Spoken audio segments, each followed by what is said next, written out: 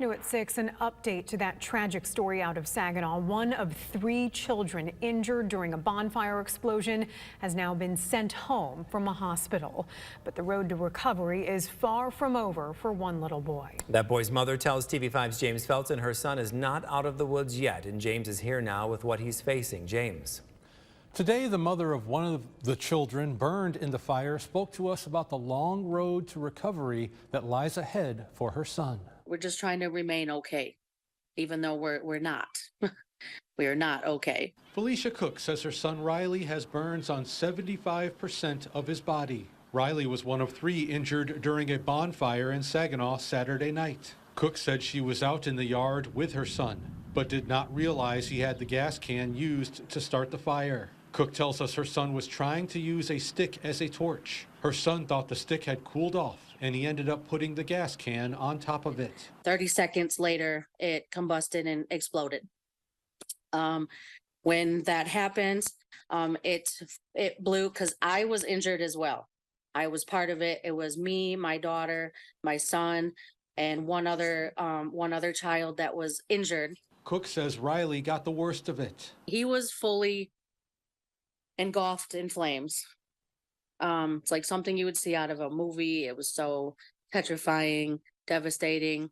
Cook tells us her son is heavily sedated, and things right now are touch and go. They told me that if he does, however, get an infection anywhere in that area or anywhere in his body, that he will not make it. Saginaw Fire Chief Brandon Hosback tells us as bad as burns are, the infection that may follow could be deadly. When you get a larger burn, the worse it is for you, and your body tries to recover as best as it can, but the skin protects the body from everything on the outside, right? Bacteria, viruses, the environment.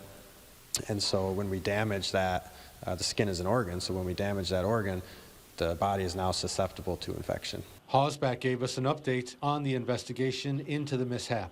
There's a scientific process that we follow, and that's basically what we're trying to do at this point, is match up witness statements with the science, the data, to figure out exactly what happened. Hosback says a quick-thinking neighbor jumped into action to help the kids. There was a neighbor in the area. He heard some commotion, came outside, brought his fire extinguisher with him. He was able to extinguish some of the fire on the ground. He was also able to instruct one of the juveniles who was burned pretty significantly to get on the ground, stop, drop, and roll. As for Cook, she says Riley is expected to be hospitalized for 2 years. She wants those of us planning to have a bonfire to hear these words. Please, anyone who is going to have a bonfire, please don't let children be around any gas cans. Don't let them touch them.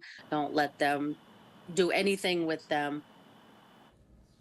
The Saginaw Fire Chief tells us residents in Saginaw need to get a burn permit if they're planning to have a fire. He also says make sure an adult is present and to use clean wood for burning. There should also be a water source near the fire. And never leave children at the fire alone. Reporting in the studio, James Felton, WNEM TV5. James, thank you. Saginaw Police, the fire department, and the ATF are all still investigating what happened.